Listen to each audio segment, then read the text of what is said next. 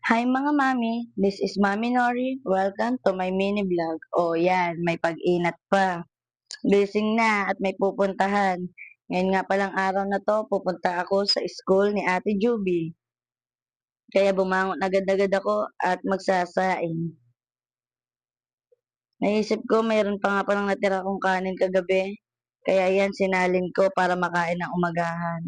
At magsasaing na nga rin pala ako mga mami. Nugasan ko na rin yung kaldero namin, mga mami. Huwag kayong mag-alala, mga mami. Matagal na yung kalderong yan sa akin. Matanda pa yan sa panganay ko. Kasi yung kalderong yan, pamana pa yan sa akin. Baka multuhin ako pag binenta ko sa bakal bote, di ba? Charis!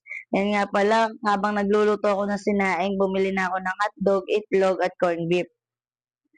Mga mami, ang pagkain nga pala namin minsan, umagahan, tanghalian na din. Kasi minsan, anong oras na nagigising si Mister, diretso na yan.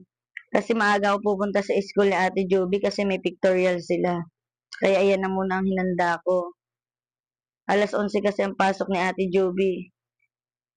Kaya maya-maya gigisingin ko na rin si Ate Joby para makapaghanda. Kaya yan, hinanda ko na rin ang kanyang mga damit, uniform, at medyas. Habang nag-aantay nga pala ako ng sinaing mga mami, nagwalis-walis muna ako ng kaunti. Walis-walis lang, walis-walis. Walang katapusang walis. Siyempre, mga mami, ganyan tayo mga mami, di ba? Kalilinis lang, pero pag nagising na ang mga bata, Diyos ko, parang walang naglilinis, di ba? Ganon din ba kayo mga mami?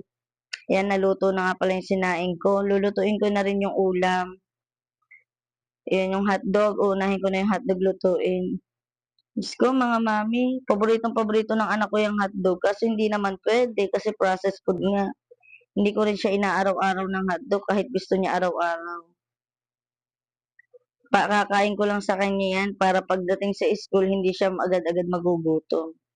Yan, yung palang corned beef na may itlog, para sa amin naman yan. Mga mi, si Ate Juby nga pala, hindi nakakain ng itlog. Hindi ko alam kung bakit. Simula bata siya, hindi pa siya nakakatikim ng itlog. Kasi once na pinatikim ko siya ng itlog, wala, dinudura lang din niya. Ano kaya maganda mga mi para makakain siya ng itlog?